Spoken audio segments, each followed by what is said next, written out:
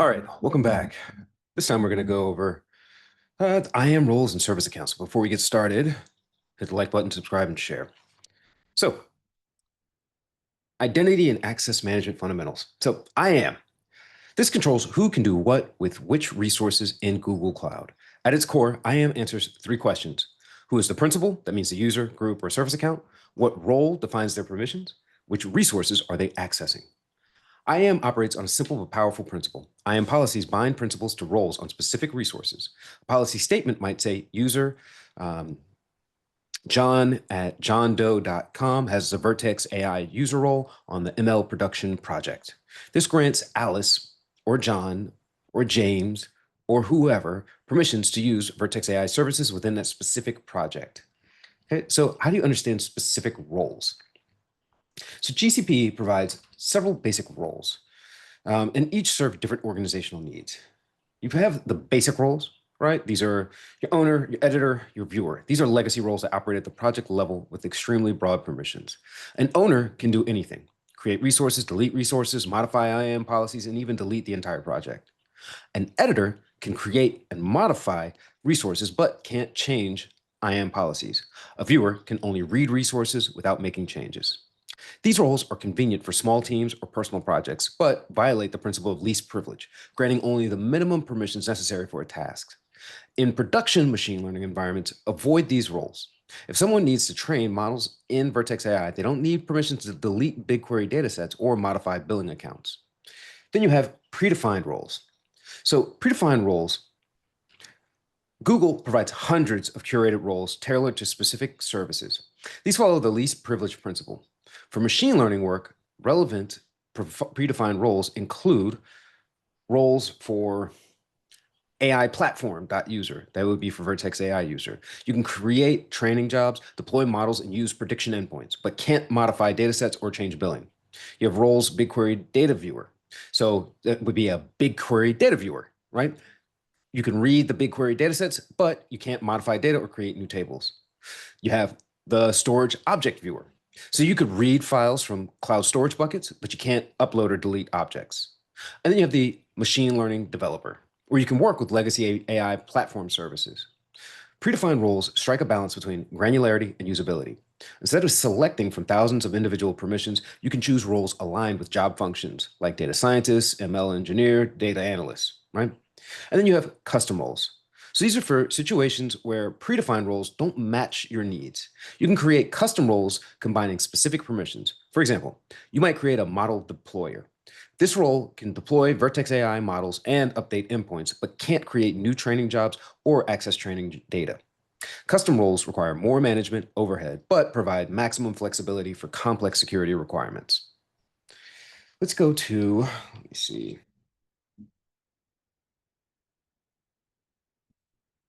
service accounts. Okay, let's see, service accounts. All right, so service accounts. While user accounts represent humans, service accounts represent applications and services. When your Python script needs to upload training data or results to a cloud storage, it doesn't use your personal credentials. It authenticates as a service account. Service accounts will follow the email format, but with a distinctive domain. Think service account at whatever your project ID.im.gserviceaccount.com. Okay, but that'll be more specific to what you've set up. So why do these matter for machine learning? So machine learning workflows involve extensive automation. This would be scheduled training jobs, batch prediction pipelines, continuous deployment systems, and these automated processes need credentials to access GCP resources. But using human user accounts creates problems. So what happens when the employee who set up the automation leaves the company? How do you track which automated processes performed which action in audit logs? How do you grant permissions without sharing personal credentials? So service accounts solve these problems by providing non-human identity tied to projects rather than individuals. When creating a Vertex AI custom training job, you specify which service account should execute the training code. The service account's permissions determine what resources the training job can access, reading from BigQuery, writing to cloud storage, logging to cloud logging, right? So let's give you a look at what that would be. Give me a second to pull this up.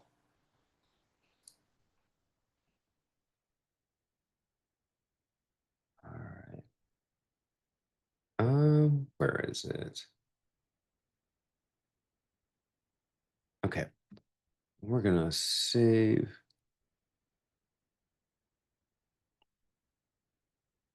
Okay, let me switch to share. All right. All right. So we're in the main project. Okay.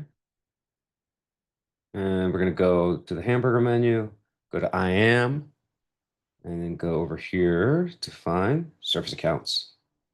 Okay. You could also type it up here in the search bar, but it's good to know how to get through it in the console. All right. So from here, create service account name, ML certification, SA for its service account. All right. And then fill out this demo service account for the ML associate certification. All right. And this is that email address first portion that we're going to create. And you see that number .im.gserviceaccount.com, oops, which I copied on accident. Create and continue. Select the role. Uh, since we're going to be doing some testing in here, we're going to create it as an owner. We can add another role if we'd want, or add specific IAM conditions. Okay. And then let's see, from here, you can add, oh, so you could do this to add certain conditions, like it can, let's say temp worker 6 months. Okay. You can have it expire. You can have it active during days of the week or hours of the day, or a combination of these things. For types, services, names, tags, okay? And then click save for what you need. But we're just having this as general, so we're good. But it just says an owner. You can add the roles here, okay? Grant access to user groups that need this, or admin roles, all right? But we're just gonna click done. All right, and let's go in here. Let's see, permissions. I got roles assigned to this. Oops, damn it. That's the current role. Okay, so, but if we wanted to do this least privilege, here's where we could add. Right here in this field, where it says filter by role or permission. Let's see, Vertex. Let's see where. Okay, see, so you have Vertex AI. You could do AI agent. There's some custom batch, some custom code, extensions, AI features. There's a bunch of Vertex AI. So that's what you would need. I'm just gonna click for Vertex AI administrator. Okay, add another role. We want to use, let's say, storage admin.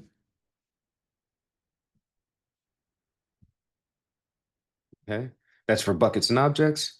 And then let's say BigQuery for your data. All right. So technically, having all these admin roles for this is redundant. What you would want to do is have a least privileged one. So you'd want to have like storage admin, I think you should have. BigQuery, you'd want to have BigQuery. Data editor. You could do editor. You could do viewer right here. Um, those would probably be the best two, but typically you want viewer for least privilege. And then the Vertex AI, you want to have something to run code. So let's say Vertex code. Let's see what's in here. Vertex custom code service agent. Yeah, that would probably be it. Extension custom. No, it would be this one. And you could add the extension custom code service agent. All right. So that's what you would typically do. All right. So we're just going to save that. It's repetitive, so it doesn't really matter. All right. And then you can grant users, you can grant groups access to this, and you should be good to go. All right. And let's make a little switch back. Give me a second.